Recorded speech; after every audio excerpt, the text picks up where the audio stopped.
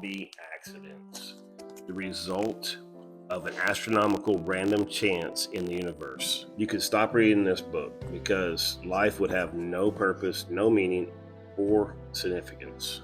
There would be no right or wrong, and no hope beyond your brief years here on earth. But there is a God who made you for a reason, and your life has profound meaning.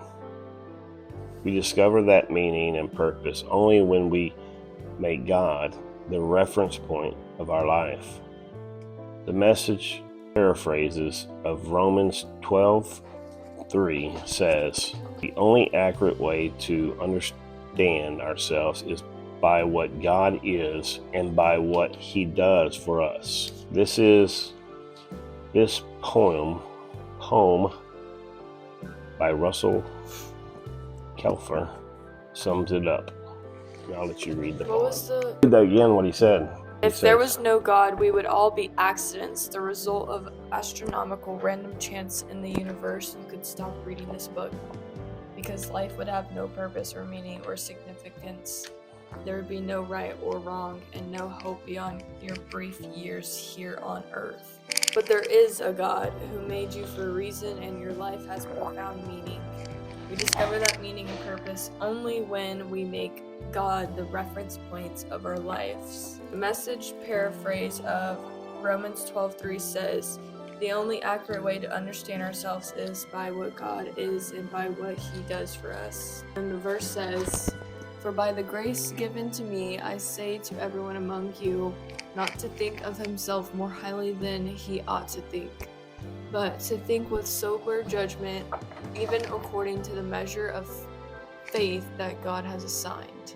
And then this poem by Russell Kelfer sums it up. You are who you are for a reason. You're part of an intricate plan.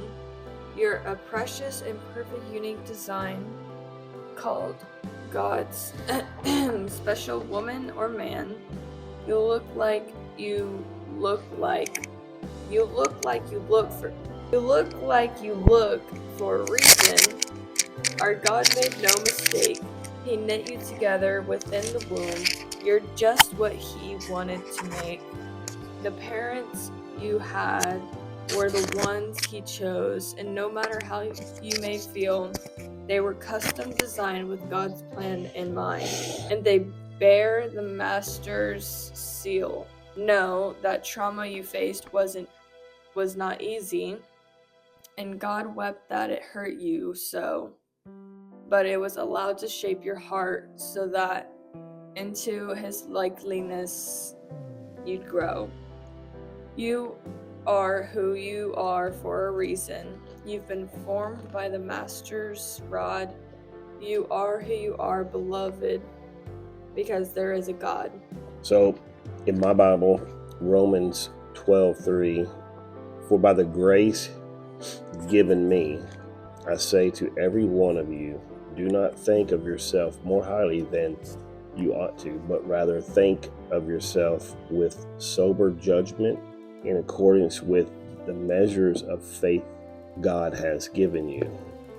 Just as each of us has one body with many members, and these members do not all have the same function. I also talked to this kind of, I've heard this, we've studied this verse before, and it also kind of describes like the church too. There's, many members in the church, but they all have different functions. Yeah, it's like spiritual gifts. That's what we were talking about. I think we got this verse from, either I found this verse through that paper of the test I took, or we got it from church. Well, I've heard this many times, different teachings, I should say. And the beginning of 12 can go along with it too. Thinking about my purpose, point to ponder, I'm not an accident. Verse to remember, I am your creator, you were in my care even before you were born. Isaiah 44:2. Question to consider, I know that God uniquely created me. What areas of my personality, background, and physical appearance am I struggling to accept? Read in our journal here. Read started. Long before you were conceived by your parents, you were conceived in the mind of God. It is not fate, nor chance, nor luck, nor coincidence that you are breathing at this very moment. You're alive because God wanted to create you. And then I wrote, God is love. He made us to express his love. He wasn't lonely. He wanted us, so he made us. He will take care of us and show us his love. With no God, life is nothing. I'm gonna go off.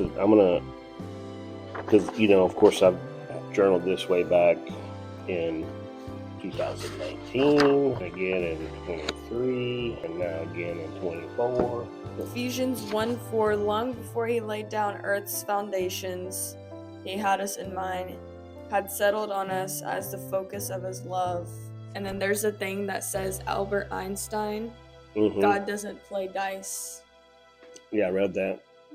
It's And then at the top here it says, if there was no God, then we all would be accidents, the result of an astronomical random chance in the universe. The same thing you were reading earlier.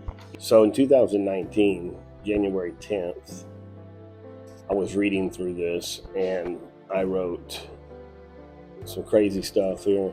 Life isn't about getting to the end or getting somewhere. It's about the journey. Glorifying God on the way there. Well, and it's about the journey too. Yeah. I also wanted to say while I was at church, but I never got to because everybody just talks over each other. But I think that every time we aren't reading the Bible, every time we go back and then read the same verses a couple years later or something, it'll mean something different to you. It shines something different that God knows you need in your life to hear. I was reading notes in here that were from probably 4 years ago.